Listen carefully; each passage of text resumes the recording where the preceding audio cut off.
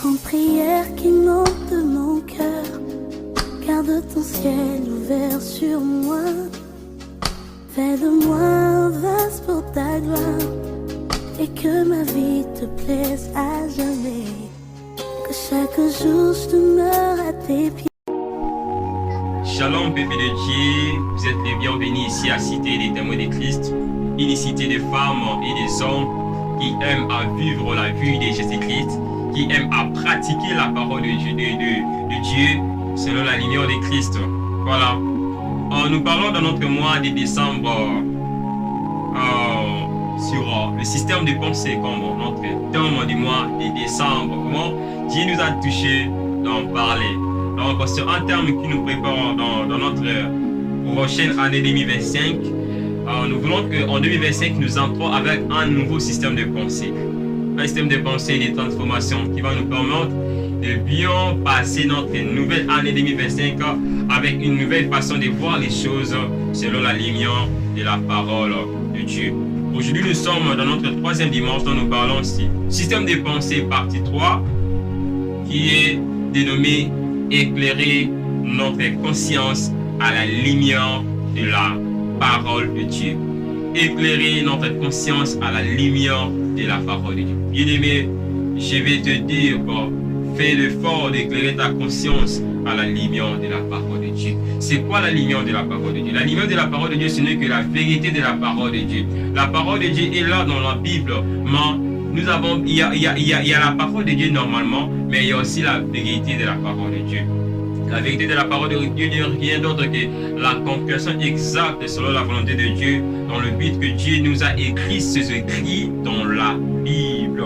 Parce qu'il y a beaucoup de religions qui interprètent la Bible selon leur façon de voir les choses. Mais nous sommes là pour la vérité des Écritures de la parole de Dieu. Éclairer notre conscience à la lumière de la parole de Dieu. Notre conscience a besoin d'être éclairée. Nous allons lire ensemble avec vous dans Psaume 119, le verset 5. Regardez ce que la Bible nous dit. Ta parole est une lampe à mes pieds et une lumière sur mon sentier. Bien-aimé, en tant que chrétien, la parole de Dieu est une lampe à nos pieds. La parole de Dieu est une lumière sur nos sentiers. Amen. Pourquoi la parole de Dieu est une lampe à nos pieds? Parce que c'est elle qui nous montre la façon de vivre. C'est elle qui nous montre le chemin. C'est elle qui nous montre la volonté de Dieu. C'est elle qui nous guide, qui nous informe des choses que Dieu aime. La parole de Dieu est notre guide, bien-aimé. Et j'ai des questions à nous poser. Qu'est-ce qui guide vos décisions dans la vie? Toutes les décisions que vous prenez, qu'est-ce qui le guide?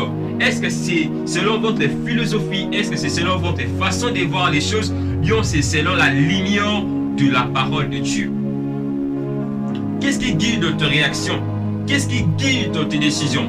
Les décisions que tu prends, est-ce que tu prends un peu le temps de prendre un peu conscience à soi, de regarder, est-ce que la décision que je vais prendre, est-ce que c'est selon la volonté de Dieu? Est-ce que j'ai consulté Dieu? Tout chrétien qui ne marche pas selon la volonté de Dieu termine toujours par l'échec, termine toujours par la honte. Mais tout chrétien qui marche selon la volonté de Dieu termine toujours par le succès. En vérité, la conscience est cette voix intérieure qui nous aide à discerner le bien du mal selon la lumière de la parole de Dieu. Bien-aimé, la conscience est cette voix intérieure qui te parle. Et cette voix intérieure qui te permet de discerner le bien du mal selon la lumière de la parole de Dieu. À chaque fois que tu veux faire une chose, tu veux s'engager dans une relation, mais il y a une voix qui nous parle toujours dans notre intérieur. C'est ça la conscience. C'est ça la conscience qui te permet de discerner le bien du mal. C'est ça la conscience qui te montre non, cette chose-là est mauvaise. C'est ça la conscience qui te dit que oui, la chose-ci est bonne. C'est même ce qui nous différencie avec ceux qui souffrent de maladies mentales. Ceux qui souffrent de maladies mentales peuvent tout manger. Ils sont ignorants, ils ne savent pas que ça peut donner la maladie. Mais ils peuvent tout manger n'importe quoi. Mais toi qui es normal, tu as cette conscience. tu as cette conscience de savoir quoi manger, tu as cette conscience de savoir quoi faire. Mais la personne qui est fou, un adulte qui est fou, il peut manger n'importe quoi, il peut marcher même nu dans la rue. Mais toi, en tant qu'un homme normal, tu as cette conscience. Tu sais que marcher nu dans la rue, c'est vraiment la honte. En vérité, la conscience est un don divin, une boussole morale que Dieu a placée en nous. La conscience, que tu sois un pécheur, que tu sois non chrétien, c'est un don divin que Dieu a placé dans la vie de tout le monde. C'est une boussole morale que Dieu a placée en nous. Que Dieu a placé en nous. Maintenant, cette conscience-là a besoin de la lumière de la parole de Dieu. A besoin de la lumière de la parole de Dieu. Nous tous, nous avons cette conscience. C'est un cadeau divin, c'est-à-dire un cadeau vient de Dieu, que Dieu a placé dans tout le monde. Mais nous avons besoin de la lumière de la parole de Dieu pour que notre conscience soit éclairée. Que veut dire éclairer la conscience à la lumière de la parole de Dieu? Cela signifie tout simplement prendre conscience à la vérité de la parole ou à la confession de la parole de Dieu. Cela veut dire fais transformer ta façon de voir les choses selon la vérité des Écritures, selon Jésus-Christ. Beaucoup de chrétiens d'aujourd'hui sont des ignorants à la parole de Dieu, précisément à la nouvelle identité en devenant un enfant de Dieu. Beaucoup de chrétiens sont des ignorants de pourquoi ils sont appelés enfants de Dieu, pourquoi ils ont une nouvelle identité. Ils ne sont pas même conscients dans leur vie nouvelle, dans leur nouvelle identité. Ils sont des inconscients. Pendant que vous serez des inconscients à votre identité en Christ, c'est impossible de jouir à la bénédiction du salut. Pendant que tu es inconscient dans ta nouvelle identité, c'est impossible de jouir aussi à la bénédiction de ta nouvelle identité. Romains 8, regardez ce que la Bible nous dit. Dans Romains 8, la Bible nous dit, il y a donc maintenant aucune condamnation pour tous ceux qui sont en Jésus-Christ. Qui sont en Jésus-Christ? Ceux qui sont en Jésus-Christ, ce sont des gens qui croient au nom du Seigneur Jésus-Christ. Ce sont des gens qui s'est donné à Jésus-Christ, qui ont donné leur vie à Jésus-Christ. Mais pendant que toi tu es ignorant, tu ne sais pas que pendant que tu es en Jésus-Christ, aucune chose peut te condamner. Pourquoi éclairer notre conscience à la lumière de la parole de Dieu? Premièrement, c'est pour vivre une vie selon la vérité de la parole de Dieu. Deuxièmement, c'est pour interagir de manière plus positive avec notre environnement. Il y a beaucoup de chrétiens qui ont ces défauts, qui ne savent pas interagir de manière plus positive avec leur environnement.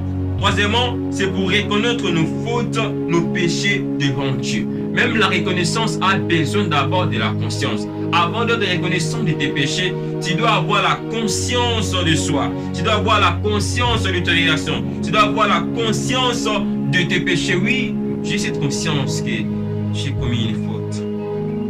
La Bible me dit que si quelqu'un dit qu'il n'a pas péché sur un matin et il s'est séduit lui-même, oh non, malgré tout, je suis toujours un pécheur. C'est ça, cette conscience-là.